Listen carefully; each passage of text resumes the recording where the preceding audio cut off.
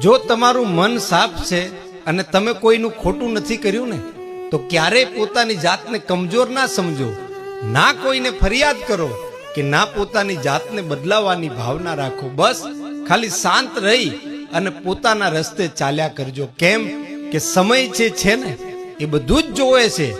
જે જેવો વ્યવહાર કરે છે ને એને એવું પરિણામ જરૂર મળે છે, ભલે મોડું પણ પરિણામ તો 100% મળે છે. ઈશ્વર અને કર્મ છે ને એ ક્યારેય અન્યાય નથી કરતા અને આ જ જીવનનો સાચો ન્યાય છે યાર. કોઈની સારી વાતો ના કરી શકો ને તો કાંઈ વાંધો નહીં, પણ મહેરબાની કરી અને કોઈની ખોટી વાતો ના કરો યાર. કેમ કે કદાચ એ વ્યક્તિ તમારી વાત ના સાંભળતી હોય પણ કુદરત છે ને એ તો બધું સાંભળે છે. કોઈક ગરીબના દુઃખમાં ભાગીદાર થાજો યાર. કદાચ જીવનમાં તમારા કોઈ પાપ થયેલા હોય અને કદાચ એ ગંગાજીમાં જઈ અને ના ધોવાય પણ કોઈ ગરીબના ગભે હાથ મૂકી દીધો હોય, એની મદદ કરી હોય અને ગરીબની આંખમાંથી હરખના આહુ નીકળી જાય ને અને પછી એ આહુડાથી જે પાપ જે ધોવાય ને એની વાત જ કંઈક જુદી હોય છે યાર. તમારો ભાઈ, ભાઈબંધ, ભાગીદાર અને ભગવાન આ ચારેયની હારે જે ચાલાકી ન કરે ને એ હંમેશના માટે ફાયદામાં રહે છે. અને જે પોતાના સગા ભાઈનો ના થાય ને એનો તો કોઈ દી ભરોસો ન કરવો. કેમ કે જે લોહીનો ના થાય ને એ કોઈનો ના થાય યાર. જ્યારે નિશાળમાં ભણવા જતા ત્યારે ગુરુ કોણ, લઘુ કોણ અને કાટ કોણ આ બધુંય સાહેબે શીખવ્યું, પણ જીવનમાં આપણું કોણ એ તો આ જિંદગીનો અનુભવ છે ને એ શીખવી શકે યાર. આ 3 લોકો ક્યારે સુખી જોવા નહીં મળે તમને. એક કે જે બધાની મદદ કરતા હોય, બીજા જે કોઈનું ખોટું ન કરતા હોય અને ત્રીજા જે મોઢે હોય ને એવું સાચું કહી દેતા હોય. બાકી જે ચમચાગીરી કરવા વાળા છે ને એ તો પોતાના બોસ કરતા પણ આગળ વધી જતા હોય છે યાર. આજનો સમય આ છે, બાકી સાચું છે કે ખોટું એ તમે વિચારી લેજો. કાવતરા એ જ કરે, કાવતરા એ જ કરે કે જેના કિરદાર મેલા હોય. બાકી સાચો માણસ છે ને એ મનમેળ ના હોય તો છેડો ફાડી નાખે, બાકી છેતરપિંડી તો ના જ કરે યાર.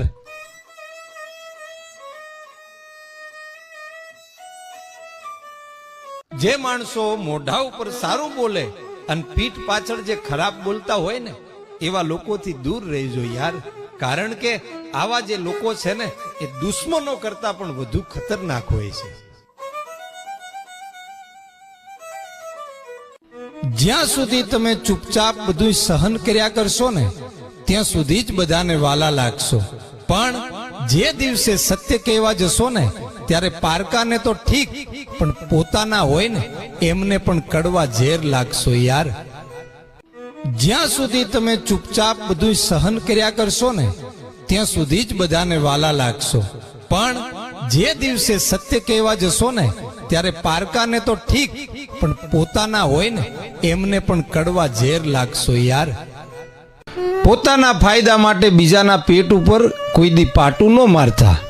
શું ખબર કે એનું પેટ પણ એના ખિસ્સાની જેમ કદાચ ખાલી હોય અને કદાચ એ તો ખમી લેશે, પણ જ્યારે 1000 હાથવાળો પાટું મારશે ને ત્યારે તમે નહીં ખમી શકો યાર.